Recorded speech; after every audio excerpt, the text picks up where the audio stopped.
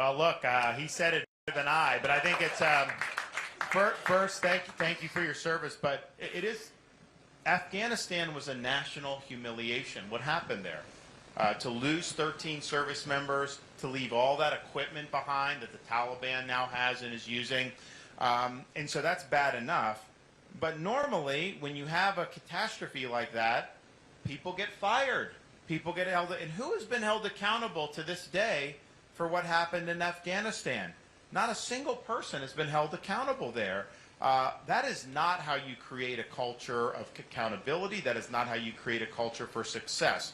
And I also just think that, and I think this really started under Obama, it continued under Trump, and now it's on steroids under Biden, is so much of the promotions have now become political.